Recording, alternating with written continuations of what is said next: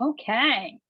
Well, welcome everybody. I am Meg Gardenier, and I'm so excited and happy to welcome you to this event on identity and belonging in the Fulbright program.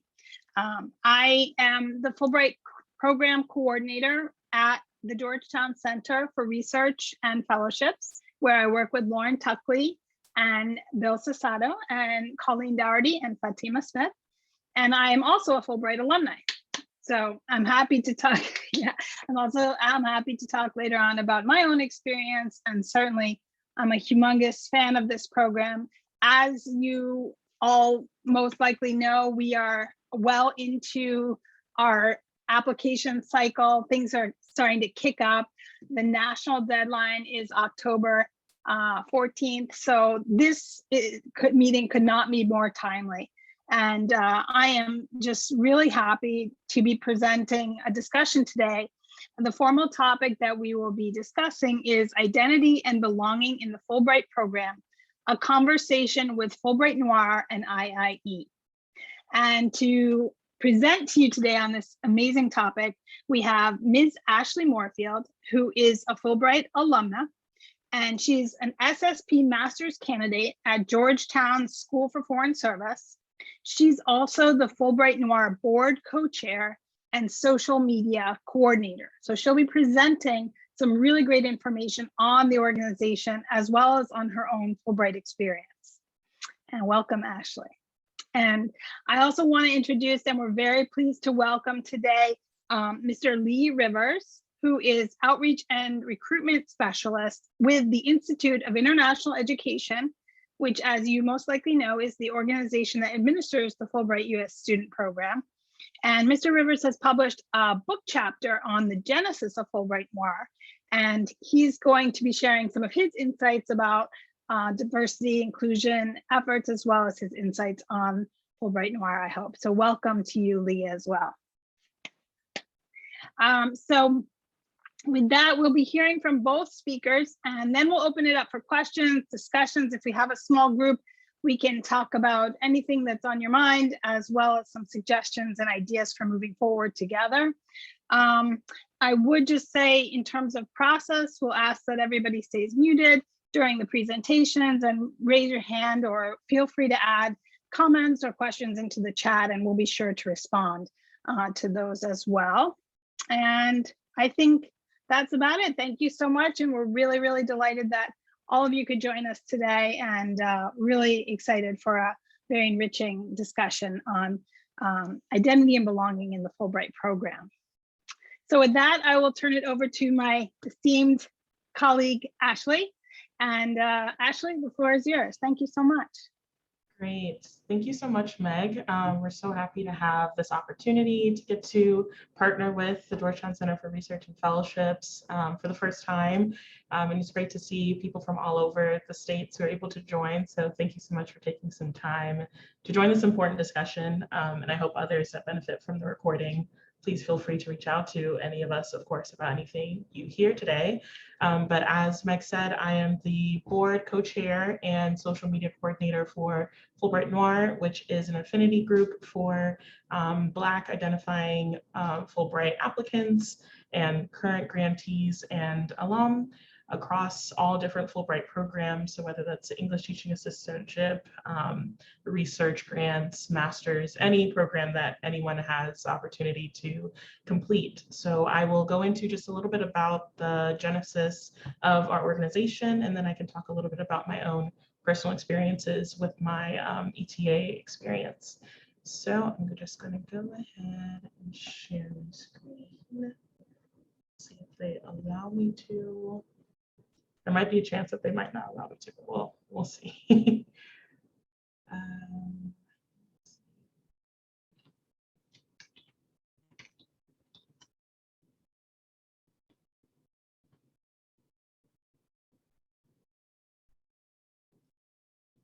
So, are we able to or not able to see my screen yet?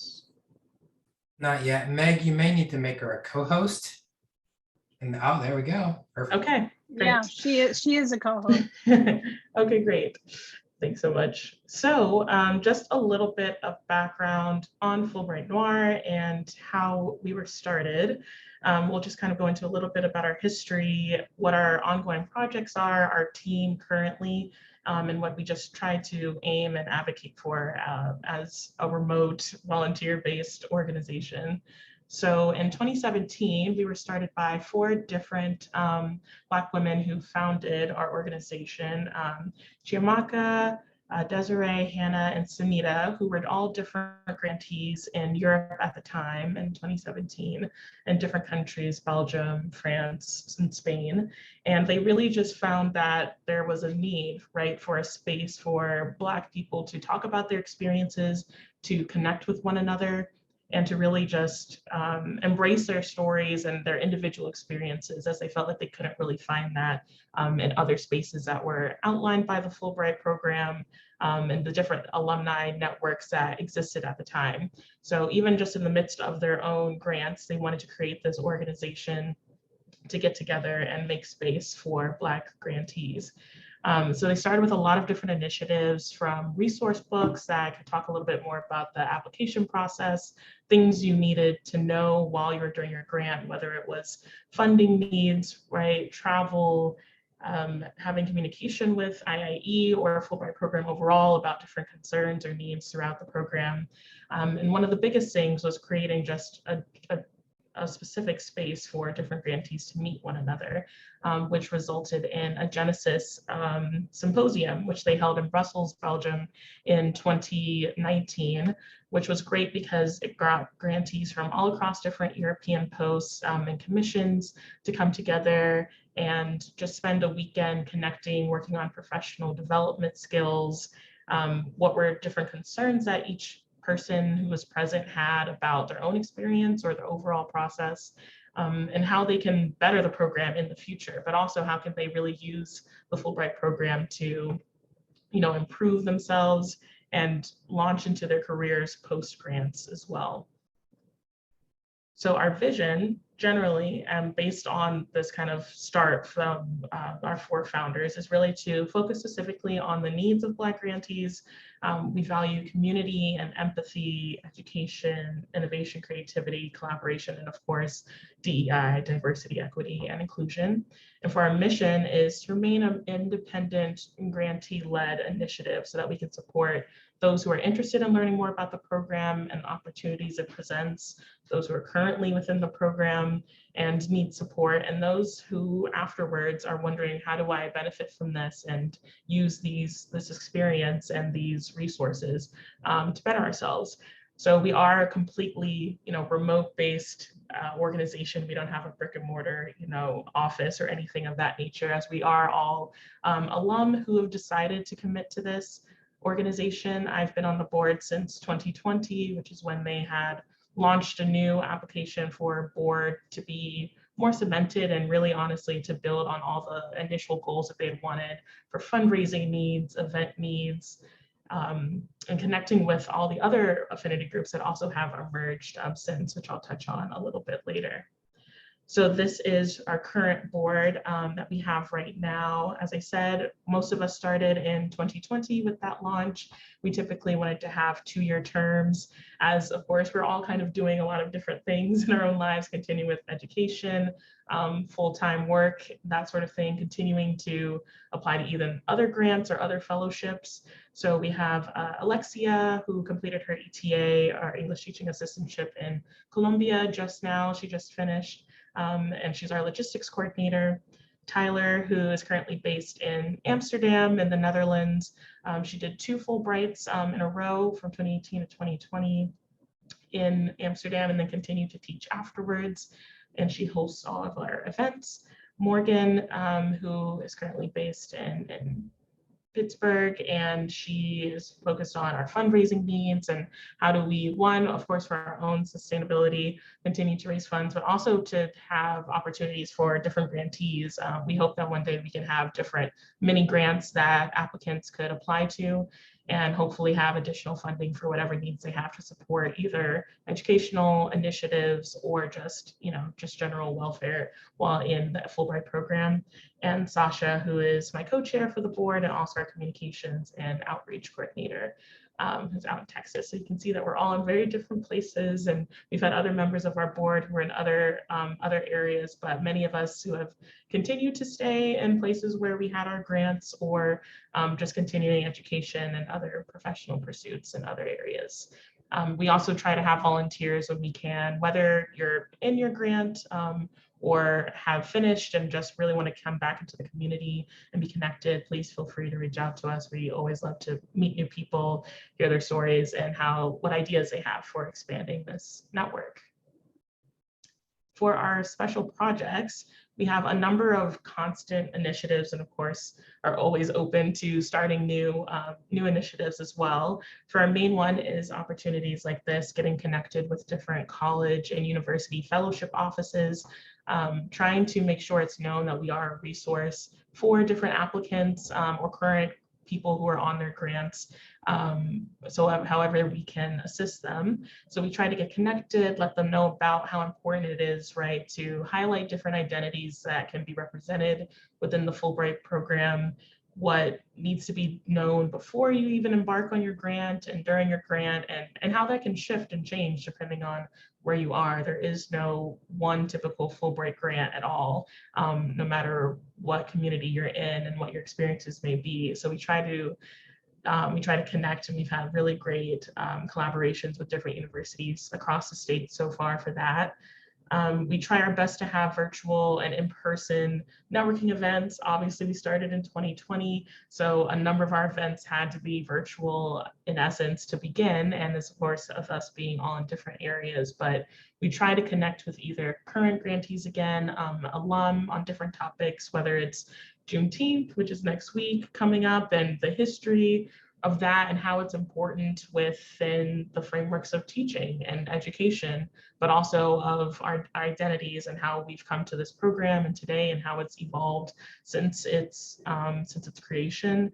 We have tried to have different grantees talk about their educational and research opportunities. So one image that I have there is when we had all of our different people who have focused on research or even just general ETAs and had other educational pursuits on the side who also focus on topics that relate to the Black diaspora, and specifically and how that kind of related with their Fulbright experience. Of course, for different meetups for different grantees, again, especially as we were still navigating kind of how we meet up when orientations were virtual or not like in person, and very different than years prior, how people could get questions answered and that sort of thing. So we're always happy and very looking forward to having more in-person events this year and next year as we can. And of course, just general DEI advocacy as we can. We try to work very closely with the Fulbright program, with IIE when we can, the Fulbright Association, which for those who don't know is another independent entity after Fulbright, where a lot of other alum generally across, again, many programs have different initiatives and chapters in different parts of the US and abroad. And we try to engage with them to just advocate for different needs that different people have, and how those are incredibly important to make the program more accessible to different communities, as of course it is still pretty sidelined and not as accessible or known, to be honest, to so many people. And with that is a big important part is bridging our different affinity groups. So we're a happy and proud member of the Fulbright Diversity Collective, which is a community of different affinity groups. We're happy to say we were one of the first that was started, but so many have now emerged that we have a very strong collaboration and collective. So going just kind of through the logos from left to right, there's Fulbright Latinx for different Latinx grantees, Fulbright Salam for Muslim grantees, Fulbright families, and Full Bridge, which kind of generally for all kinds of Fulbrighters of all walks of life. now IHBCU, which focuses on different HBCU alum or current students in all different kinds of exchange programs, but including Fulbright, Fulbright access, of course, for persons with disabilities who want to have better access and support during their grants. Fulbright Prism, we had a great event with them yesterday, focusing on Pride Month and a Black Cameroonian woman and their experiences in Cameroon, and just kind of combining all of our different identities. And of course, intersectionality is incredibly important. And Fulbright Lotus for different Asian Fulbrighters. And of course, again, the Fulbright Association and the Fulbright program, when we can, we're very happy to support them and engage with them as we see fit. And it's great for us because, one, it expands our network, and you can see for any other groups that might, reach your needs, please feel free to reach out to all of them. There's amazing boards on all of them, and they're all just very impassioned about this work and how to better support you and your needs and questions as you navigate the Fulbright program. So just generally, that's just our quick wrap up, but please feel free to follow us on Instagram or Twitter, or to email us if you have direct questions or want to collaborate. We are so happy to meet other people and expand our network. And of course, any feedback on our ongoing initiatives as we continue is great. And we hope to launch a website soon as well. So that really is Fulbright Noir. And of course, if you have questions, we can get into them after a little bit later in the program. But to talk a little bit about, I guess, my specific experience, and I'll just stop sharing so it's a little bit easier. For my specific experience, as I said, I was an English teaching assistant in Yamoussoukro, Cote d'Ivoire, which is the capital of the country. It's a little bit north, about 2-3 hours from Abidjan, which is the city more people tend to know when they've heard of Cote d'Ivoire or Ivory Coast in English. But I was there for 9 months, so just 1 year that I did my program. And I was stationed at Lycée Scientifique, so a scientific STEM-based high school. And I taught basically all grades from all of secondary school, so kind of our equivalent of 6th grade up through 12th grade. And it was a great experience. I had so many opportunities to meet so many different students there of all age ranges. That was only their 2nd year ever having a Fulbrighter, as the Cote d'Ivoire program was still slowly growing year by year. So for our year, we had 5 grantees in our cohort. As I said, only the 2nd year that they've had anyone at that high school. We'd expanded to a different city, even more north of me, in that same year as well. So the program is also always evolving and changing, which is important to know. And the opportunities to go to so many places in many different parts of the country are abundant. So I was there, and I was also assisting at the Institut National Polytechnique, so like a polytechnic, huge university within the country that was just up the road, and where a lot of my students kind of were funneled into that university system following graduation. And there I helped at the American Corner, which are these different spaces that typically US embassies host in different countries to teach educational programs, opportunities within the US for college or community college exchanges. And there's usually libraries that actually have English books. So if people want to practice, are great. And hosting lots of clubs. So hosted an English debate club, English movie club, and other opportunities that the embassy tended to host there as needed. So I, again, was there for 9 months, and I kind of bounced between those 2 schools. Usually, again, it can kind of vary depending on how much responsibility you have as a Fulbrighter. So maybe it's that you're teaching practically full-time alongside teachers, English teachers, or you could be a little bit more part-time and kind of coming in either for oral projects, right, to help with pronunciation specifically, or specific sessions that are on different elements of American culture. So I was always happy to talk about specifically Black American history, and culture, as again, there was only really, for so many of my students, it was their first time engaging with an American ever before, but especially a Black American. So talking about being from Washington, DC area where I am, where I'm originally from, and my different school experiences, my college experiences for them, what are the opportunities for international students in the States, and how does that differ so much from home and from the school system they were accustomed to. So it's a great opportunity to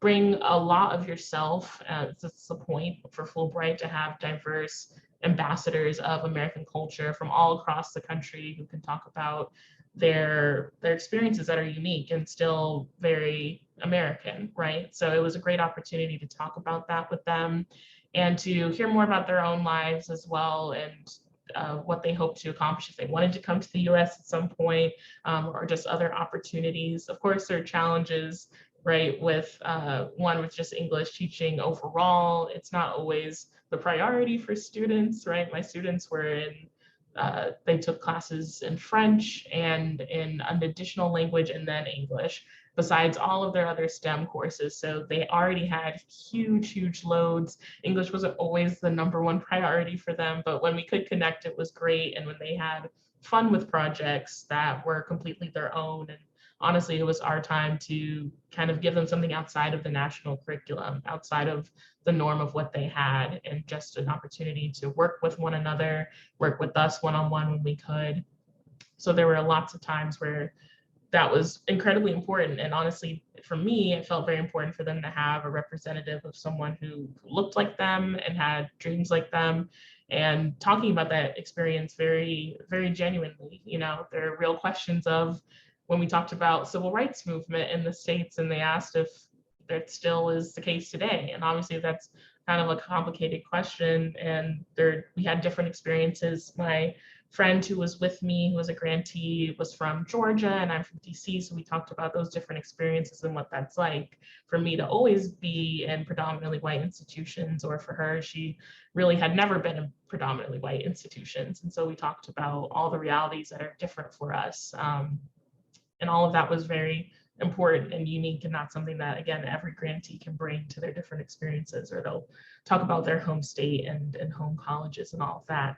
So I'll leave it a little bit there. And of course, if there's other questions about my experiences, I'm happy to talk more in depth about them. But overall, it was great, a great experience for me. I've always studied and focused on sub-Saharan Africa, and that's the region that I've worked on in the past. So having the opportunity to go and live there, of course, work on my French day in and day out, was a great experience for me, and definitely has led me to a lot of the opportunities I have today. So with that, I'm going to pass it to Lee to talk a little bit more about the International Institute of Education, IIE, and their initiatives and goals with increasing diversity and the management of the Fulbright program. So thanks so much, Lee, for joining. Yeah, thank you so much, Ashley. That was fantastic. I do have a question for you. I was really curious, at what point did you learn about the Fulbright program? Like, how did you become aware that this opportunity existed? And then why did you decide that, you kind of talked a little bit about that, but like, what was sort of the thing that pushed you to go through the application process? Because it's not easy. It's not easy, you're right. And honestly, it felt like a very fleeting thing. I honestly was studying abroad my junior year in college, so I wasn't really paying attention to my home student email that much. And just one day I tended to check it, and I saw that our fellowship office had an information session for Fulbright. Of course, I couldn't attend because I was in France at the time, but that to fill out this Google form if you were interested. And it was very early, right? It was April of junior year. And I just figured that I'd heard about it, saw that it seemed like an opportunity that a lot of people who, like me, studied international studies or a different language did after graduation. And so I decided to just apply, and it was a long process, but I honestly hadn't met a Fulbrighter before that point. I didn't really know anyone who had done the program, or especially those that I'd seen from my school. I went to Dickinson College in Pennsylvania, which we tend to have a lot of Fulbrighters each year, but none who had gone to the continent in years that I had seen. So also didn't know how different that experience would be compared to other people. But almost everything I applied to for after graduation was international in nature, or teaching English. I knew that I wanted a break after I finished my studies before knowing what I would have wanted to apply for grad school or jobs or anything like that long term. So I definitely wanted an opportunity to travel again, to work on my French if possible, even more. And especially for that, for having my regional experience, I hoped that I could engage with local, networks or nonprofits or something while I was there and get that on the ground experience that, is very challenging to get. Usually those opportunities are pretty unpaid, right? Or more short term. So I figured this would be a really good stint of time post graduation. That's fantastic. Thank you for sharing. I always think it's interesting to hear about how people learned about the program, sort of like the genesis of interest, and then what sustained them through the application process. Because as you said, it is a long process. I guess I'll talk a little bit about the Institute of International Education, and specifically about the Fulbright U.S. student program and what we're doing in this realm of DEI. My name is Lee Rivers. I'm an outreach and recruitment specialist at IIE. We administer the Fulbright U.S. student program and have had the privilege of administering the program since its inception 76 years ago. A little background about myself. I think it's always important to kind of get to know the speakers or who you're hearing from. Maybe it'll lend me some credibility. I don't know. I'm a first generation college student. I'm originally from Manhattan, Kansas. Went to Kansas State University, and while I was there, I was very involved in different activities on campus, but I always knew I wanted to get out of Kansas, get out of Manhattan, see the world.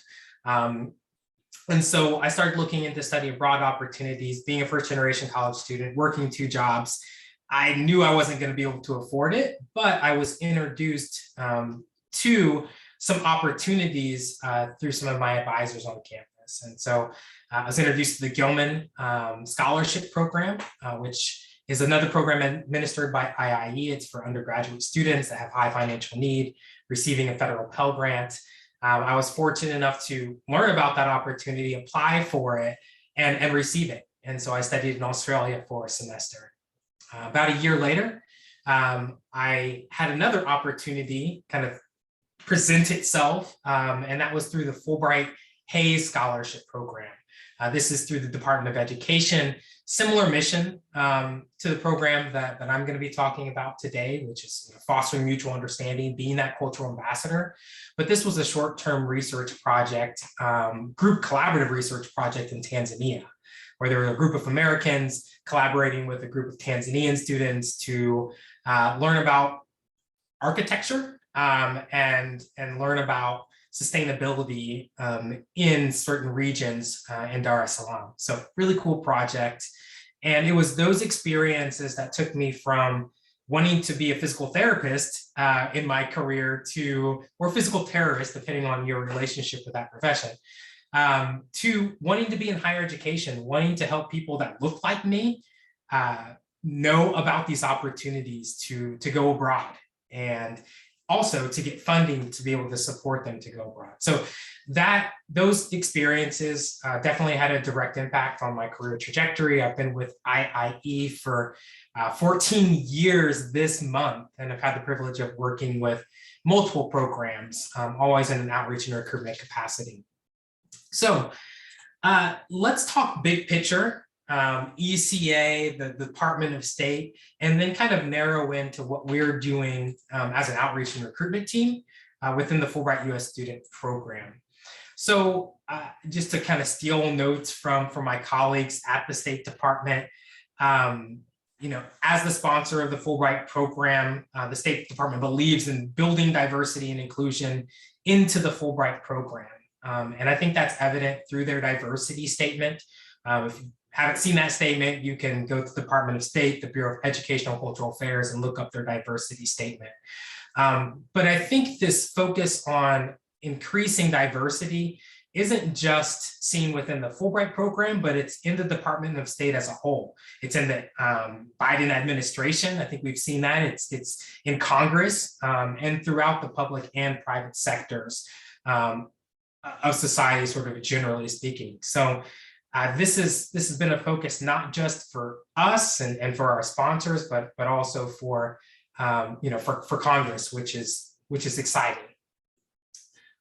Also want to put out there that diversity is not in and of itself good enough, but it has to be accomplished or accompanied rather by inclusion.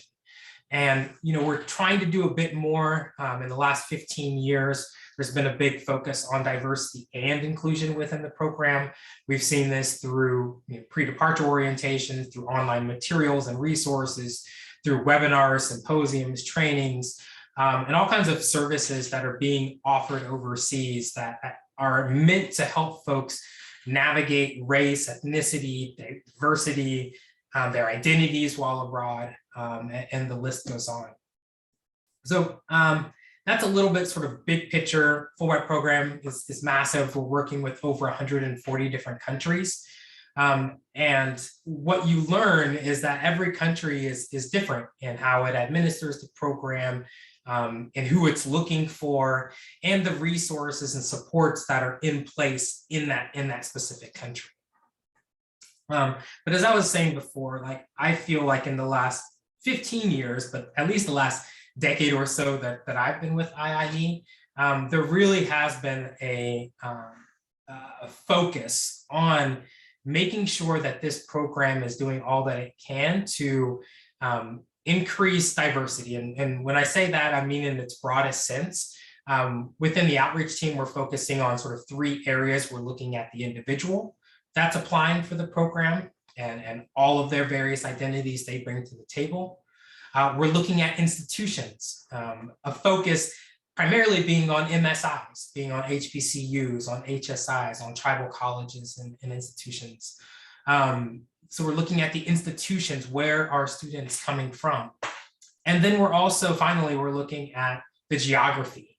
It's our goal to make sure that all 50 states are represented within the Fulbright program. And so that's a goal of ours. We don't want this to be a program that just people that are attending institutions on the East Coast or West Coast are applying to. But being from Kansas, the Midwest, I want to make sure that there's representation from the Midwest. I want to make sure that underrepresented states like Wyoming, Hawaii, Puerto Rico, Alaska are also having individuals applying for and being successful in the program. I think there's a lot that I can say, but I think the best way to sort of couch my next statements are going to be to talk about a philosophy or rather a framework that I've used for years and that our team has used for years for outreach and recruitment. And I call it the ABC framework for outreach and recruitment, where A stands for awareness. Fulbright's an outstanding program, but the reality is that most people don't know about it. And so we have to raise the awareness that this opportunity exists. B stands for belief, helping applicants overcome self-doubt, imposter syndrome, and doing things and providing resource to be able to help people believe in themselves and make it through the application process. And then C, related to that, is providing counsel, connecting applicants with resources, with Fulbright program advisors or mentors that'll help guide them through the application process. Advisors that understand the program and can communicate the value of even just going through the process, regardless of the outcome, because there's a lot of value in taking time to reflect about the events that have led up to where you're at in life at this point, and thinking about how those events play into your future goals, your sort of future trajectories. So the ABCs of outreach and recruitment are sort of the model that we use. And then within that, there's a lot of current initiatives that I could highlight. I'm just going to pick a few to talk about as they relate to diversity, equity, and inclusion within the program. I think the first is our institutional relationships. We work hard in building strong ties with institutions across the board. And we believe that recruitment is really built on these collaborations that we have and partnerships that we have with colleges and universities. Fulbright program advisors, FPAs for short, they are our people, they're our eyes and ears on the ground, if you will, at campuses. So they are recruiting, they're advising, and supporting students through the application process. Our research shows that about 9 out of 10 applicants 8 point something, 9 out of 10 applicants work with a Fulbright program advisor. And so it's really important that we continue to expand this network of advisors that we have. So currently we have about over 1,600 FPAs from about 1,300 institutions across the United States. And 20% of those institutions are FPAs that are at institutions that classify as MSIs. And that's a number that we're working to grow every single year. So we look at our institutional relationships as that foundation of the outreach that we're doing, because so many people are utilizing those advisors as a resource to get through the process. Some other things I'd like to add about the institutional relations: we're always providing onboarding training, continuing education training, resources, and really support for these FPAs at all levels. We also partner closely with the National Association of Fellowship Advisors, which is a massive organization that focuses on prestigious awards like the Fulbright program. So we work very closely with them to make sure they have all the most up-to-date information and are doing all that they can to reach the widest audiences on their campus. An initiative that we started during the pandemic, sort of in response to having to do everything virtually, are what we call the group presentation sessions. And these GPS sessions have allowed us to be able to reach a wider audience, as probably many of you have found that, going virtual allows you to reach audiences that you wouldn't typically reach.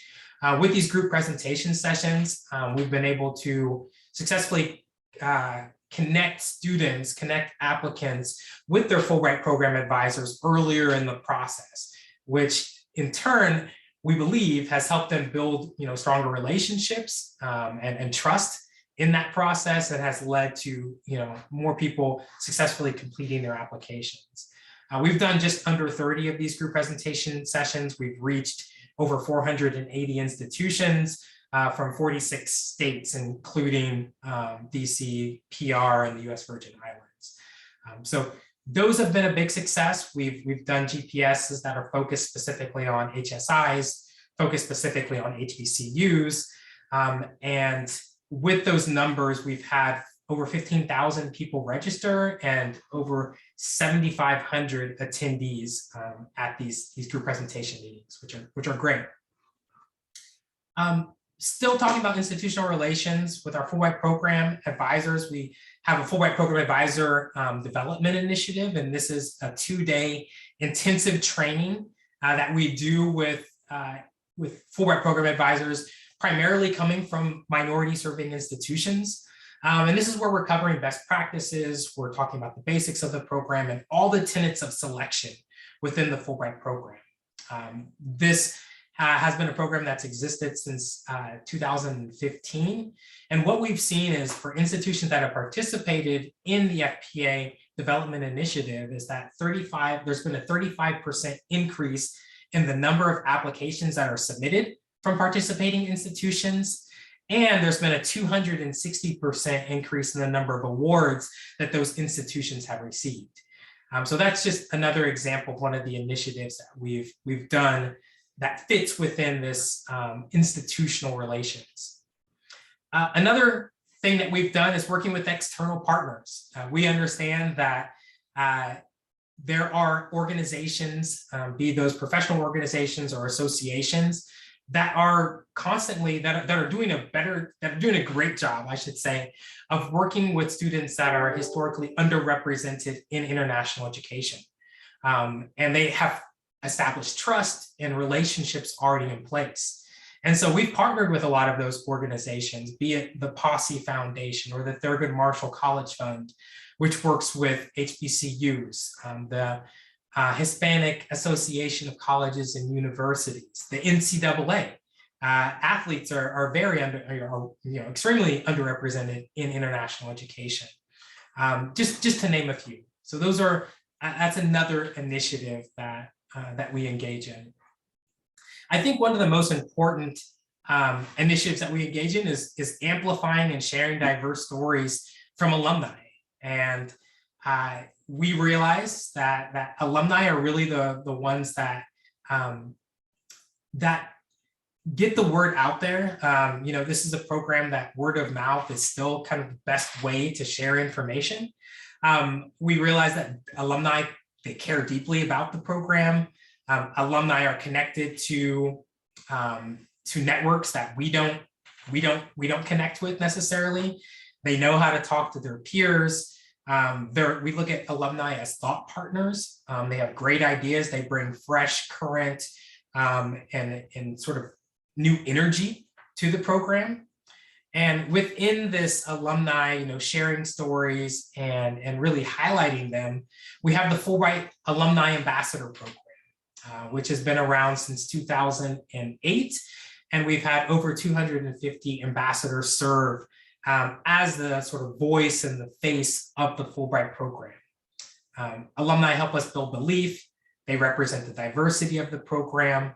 And we've engaged with them in a lot of different ways, including working with the affinity groups. So those are kind of briefly, I feel like I shared a lot there, but those are some of the ways, some of the things that we're doing within the program and outreach and recruitment to move our goal, move the mission forward in reaching a diverse range of individuals, institutions, as well as geographic regions. And I think the last thing that I'd like to add before we open it up for questions is we're also doing work with the application and the selection process. We just recently hired a company that focuses on working with companies to ensure that they are diversifying, are reaching the widest audience as possible, making sure that our literature isn't our literature and online resources aren't, unbeknownst to us, leaving people out. They're going to be reviewing our National Screening Committee meetings this upcoming cycle and providing feedback about our processes. So where we don't have expertise, we're being intentional about hiring individuals and organizations to assist us. So I guess in that realm of individuals, and maybe this is a lead into the book chapter that Meg referenced earlier, is that we've been working with individuals like Dr. Lenitra Berger, who is the Fulbright Program Advisor, or was the Fulbright Program Advisor at George Mason University. She was a consultant for IIE and ECA, helping us move the needle forward on diversity, equity, and inclusion initiatives. She has just recently sort of left that position as Fulbright Program Advisor and is now the NAFSA president. But she was instrumental in sort of bringing me along in this project, as well as Erica Lutz, who serves as the Belgium and Luxembourg executive director at the Fulbright Commission in those countries.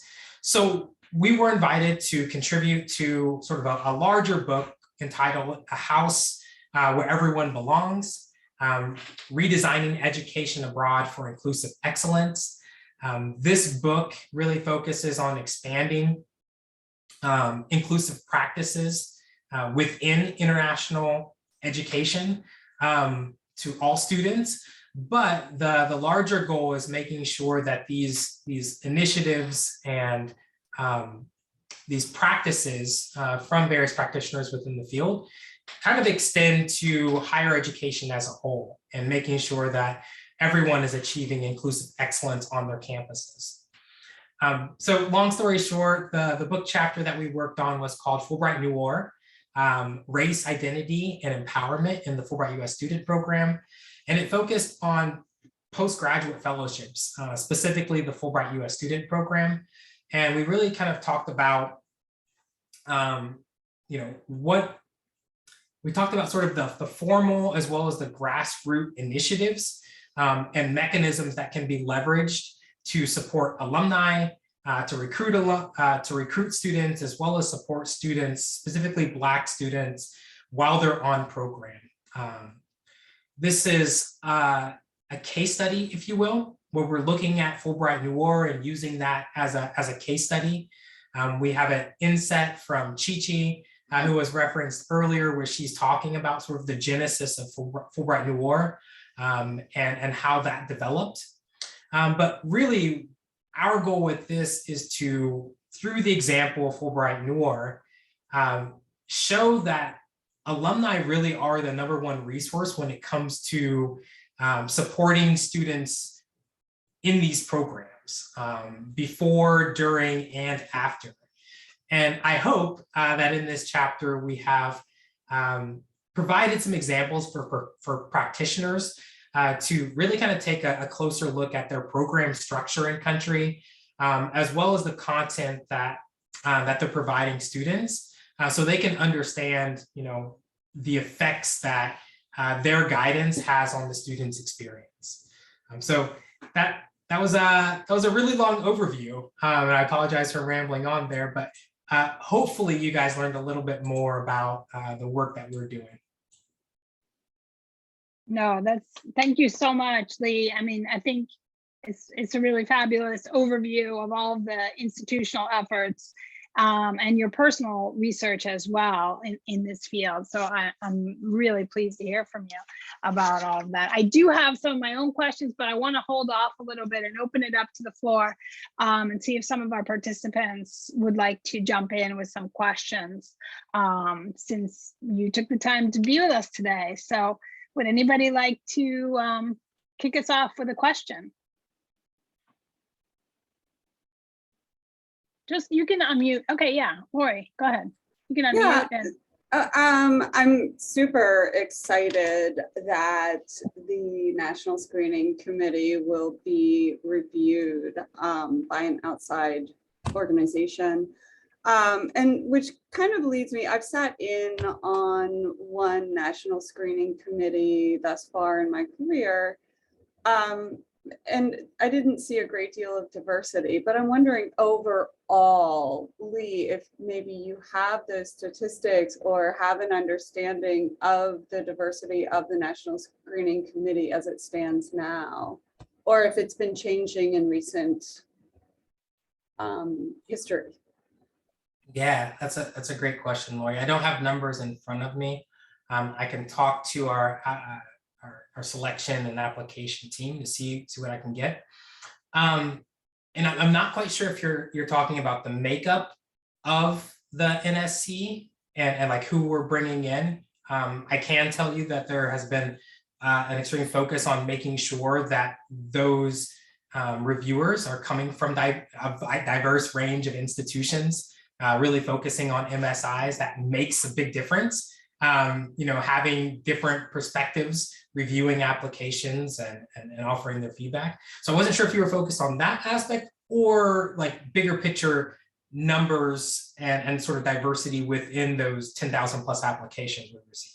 No, I meant the National Screening Committee itself. Yes. Yeah, I'd be happy to follow up with you, Lori, if you shoot me a message. Absolutely. And get that information to you, because I know that is information we share with our Fulbright program advisors pretty widely. Great, thank you. Yeah, absolutely. Now, one I kind of have a burning question, and one thing we didn't have as much of a chance to talk about is kind of the application itself and the application process. And I'm wondering, Ashley or Lee, if either of you could share some insights on kind of how to position identity, or like where does identity fit in those application statements, and what were strategies that you used or that are recommended? And I guess it does go to the committee as well, but like how should I be advising my students to kind of highlight some of these things that IIE and ECA says they value in applicants in terms of diverse representation across the swath of all Americans, and how can they work on representing their own stories, their own voice in the application process? So I'm just curious of any insights on that.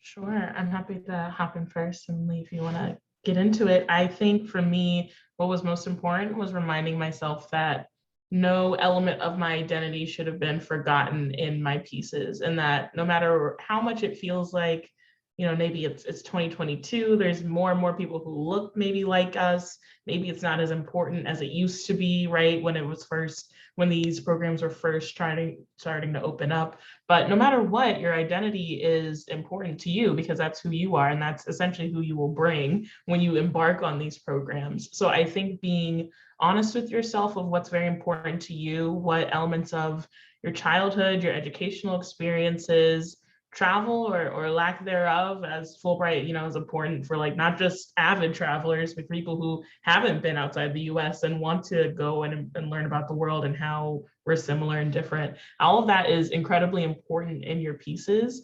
And it's hard because you have one page for a personal statement and you've got one page for a statement of grant purpose. And it feels like, how do you bundle in like 20 plus years of life into that? But it's really important to just be honest about who you are and what brought you to it, and especially what you'll bring to your experience once you're there. I think that was just something that I had to go back and forth with my own personal Fulbright advisors on. I had pushback from my advisors on, whether it was important, whether my interest in Africa was valid, right, as like a Black American, and whether or not I deserved to share that. But that was genuinely the genesis of my own interest in the region from a very young age. And that was what brought me to that point then. So I think I had to, sometimes you have to wrestle with advisors at times, or maybe even outside people. Of course, you always want people to look at these statements, but even with that, trying to know what is definitely your own narrative. And while input and advice is important, being able to balance that with what's true to your own story, because at the end of the day, you know yourself the best and who you will be when you embark on that opportunity more than anyone else. I'm glad this is recorded because I thought that was a fantastic response, Ashley. And she's spot on. We're looking for authenticity, and we're also looking for feasibility.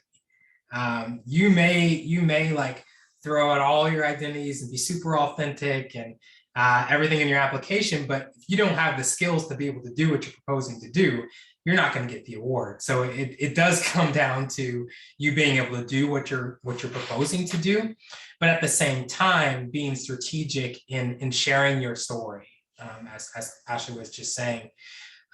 We talk about the 3 Ps quite a bit when we're talking about the application process. And these 3 Ps we're looking at the person. So who are you as an individual? What's your rationale for going to this specific country, doing this specific type of award? A little bit about your story. Who are you? How did you get to this point in your life where you're wanting to apply for Fulbright? How does this fit in with future goals, that sort of thing. So we're looking at the individual, the person. We're also looking at the place that it is that you're going to. Is this place a good match? Is this place a good match for what it is that you're proposing to do? Are there resources and support in place to allow you to be successful? Do you make a strong rationale for going to, that country to do a master's program? So we're looking at the place as well. So the person, the place, and then ultimately the project. Are you submitting a project that is feasible? Are you submitting a project that the host country is interested in? So it comes down to those three Ps, but really just being authentic, bringing your authentic self to the table. And because Ashley said you only have, with the ETA program, you have a maximum of 1 page for the statement of grant purpose and 1 page for the personal statement. It's not much better with the research study awards, where you have 2 pages for the statement of grant purpose and 1 page for personal statement.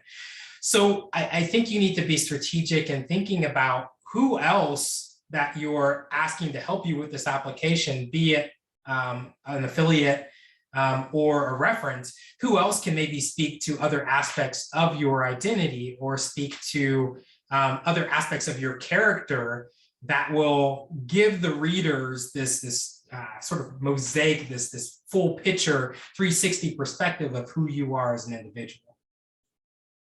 So sometimes it takes a little strategery, if you will, and plotting your story and other places within the application. That's wonderful. Thank you so much. We're almost at time, but Joe, you jumped on early, so maybe you have a burning question from Miami. What do you say? Yes, I have a lot of questions, but yeah, but thank you so much for giving us this opportunity, to learn about the Fulbright program. Right now, I am at AU finishing my master's in education policy, and I've been thinking very much so, what can I do after that? And there has been, I'm thinking about to do some research in policy, and then the where I wanted to be focused on and around West Africa. So I mean, it's an idea. I don't know how to go about it. How would I go to apply about it and then and give my case. And I've been receiving information about Fulbright, but I felt so disconnected that I'm never going to be part of it. So why should I bother? Because it's a long process already. So even though my idea of work for what I want to do is very dear to me, and I think it's very important, but at the same time, it's like a vast ocean and I'm just in the middle of it. So I'm happy that I see that there's people like you there that will guide and give us support to that. So then, which bring me into that, what for someone like me, how do I fit? How would I go about to actually begin this process? Thank you. Yeah, it's a good question, Joe. And without knowing anything about you, I'm just going to keep it very general. And I think you can begin by going to the Fulbright US student page, us.fulbrightonline.org. And then from there, under the About section, I would go down to videos and tutorials and click on the tutorial videos. This is a great way in 15 minutes or less. You can get an overview of the entire program, an overview of study research awards, English teaching assistantships. I think that's a good place to start, just to see, okay, am I eligible? Is this something that I do want to pursue further? Thank you so much, Meg. And then from there, what I would do is check out the webinars, the recorded webinars that we have, also found in that same section. And I would key in on the alumni panels. Those are some of my favorite panels to host and to listen to, because you get to hear from alums that have had success in the program, like Ashley. And they're coming from a wide range of backgrounds, interests. They've gone to all world regions. That's, in my opinion, really the best way to find out about an opportunity, is to hear from somebody that's done it. And those webinars do a great job of outlining, their experience. And then we also provide sort of a general overview of the program. And then jump on the website to talk about even more of the resources that are available. So I think that's a good starting space or starting point. Also getting in touch with your Fulbright program advisor on your campus, whether it's current campus, whether you're an alum of an institution. That is also a really great place to start, is talking with that person. And you can find their information again by going to the website and clicking under the Fulbright Program Advisor. We have a link that says search for Fulbright Program Advisor. Yeah. So I hope that's helpful. That's so, I agree. And as a Fulbright Program Advisor right now, I think those are the kind of conversations, Joe, that I've been having with prospective applicants. It's just like, where do I want to go? What do I want to do? How can I access this? And we just look through all the different opportunities and like strategize. Where would you like to go? What are your languages? So it's really helpful to have a conversation with an advisor, I think, at the early stage. And I think then getting into some of the amazing resources that are available. So I did put my email there. If anybody on this meeting would love to reach out to me, I'm happy to help, and also help you find, if you need help finding your institutions FBA, I'm happy to help you track that person down too. Lori, I believe, is from American, so you could reach out to Lori as well. And so, yeah, and then you can use the IAE website. We are at time now, and I am mindful of Ashley and Lee, who have really busy schedules, and it's just been so incredible to hear what you've shared today. I'm definitely walking away a much more informed and inspired Fulbright advocate. So I really just want to thank you both for this amazing presentation. I'm so glad we recorded as well, and I will be sending it out. And maybe we can even arrange something again for later in the year, August or something, and just increase our awareness, because I think with meetings like this, it's just so valuable, and getting more people involved is helpful. And I want to give Ashley a second to just shout out again how to reach Fulbright Noir on your social media. And Lee, you've also provided your email. So thank you so much. And I hope people can reach out to you as well. Thanks so much, Meg. And thanks so much, Lee, as well, for joining. I'm so glad to have finally met you and to have this opportunity to connect. So I'll type out my the email as well for Fulbright Noir, or fulbrightnoir@gmail.com. Very straightforward. Feel free to find us on Instagram or Twitter and send us any messages for any questions that you have or any concerns. We are happy to network with you, and for things like for Joe trying to find people who maybe have done this before. We have a global database of alum who have happily shared their contact information, other fellowships and scholarships they've received. So they're happy to talk about all of their experiences and work with prospective applicants as well. So please feel free to message us and email us, however. Okay, Lee, any last words? Thank you so much. Yeah, thank you. All right, I'm going to stop the recording and we'll wrap up the meeting. And again, just have an awesome week, and go Fulbright. Thank you again for sharing your insights. And I hope we can reconvene again and hear more about the stories and the insights that you shared, because there's just so much to talk about in this area. It's just really important stuff. So thank you again. Thank you so much.